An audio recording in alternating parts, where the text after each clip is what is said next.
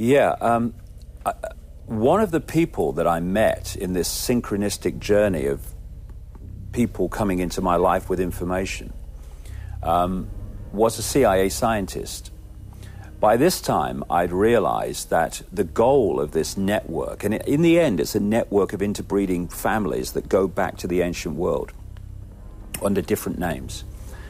They wanted basically a world globally that mirrors the world of George Orwell in 1984, his book, this totally controlled, centralized state where people are constantly under surveillance, constantly watched, and are controlled externally, in this sense, through microchips. And what this CIA scientist said to me, and incidentally, the reason he asked to meet me was because he could see what was going on, but couldn't, for reasons I'll explain, reveal it himself. He told me the story of joining the CIA as a young man in his 20s, an expert in magnetics, thinking he was serving his country. And then he realized once he got in that this agenda that I'm exposing was real and was happening, and he was supposed to be part of it, using his genius to advance it through technology. And he said, well, once I saw what was happening, he said, I refused to work for them. And I just said, no, not doing it. He said one day, just after this, he left home and he has missing time. He remembers nothing until he woke up in a room on a kind of bench. And as he woke up and got his faculties back, he felt something on his chest. And as he was telling me the story, he opened his shirt. And on his chest it was like a shampoo sachet, a plastic see-through shampoo sachet stuck to his chest. And inside was an orangey golden liquid. And what he told me was that inside the CIA, these are known as patches. Someone has been patched. And what they'd done in this missing time that he had was manipulate his body to need the patch, the drug inside the patch, in truth, to survive. And if the drug is not constantly replenished, then he starts to die. And he knows that's true because after he was patched, again, he refused to work for them. And the patch has to be replaced every 72 hours. And if he doesn't do what they say and use his genius to advance this agenda of the global fascist state, then he's not. This is not replaced, and he dies. And I met him. I met his children and his family. He doesn't want to die. But the thing he told me many things.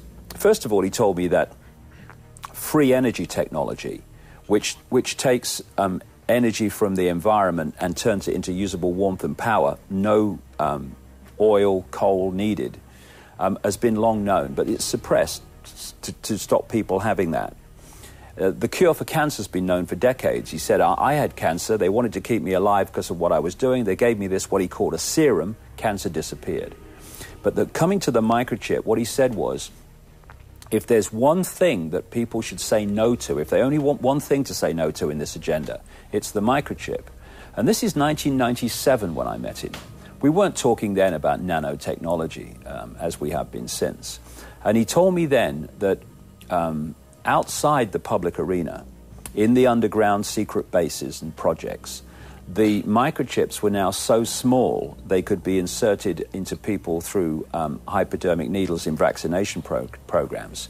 And he told me this. He said, even those that are have understood the microchip and its agenda have thought it's about just electronic tagging, where the global computer knows where everyone is. And on one level, that's true.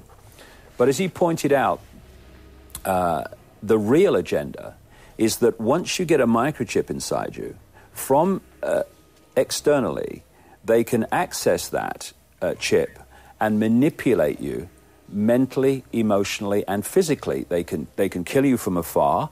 They can make you aggressive. They can make you docile. They can make you think things that you think are your thoughts, but actually they're not, because they've been put in. Because what is a thought? A thought, on one level, is an electrical signal. Well, they can access that through the brain, through the chip. And this is the level of the microchip that we're talking about. And, of course, what they're trying to do is sell it as, it will...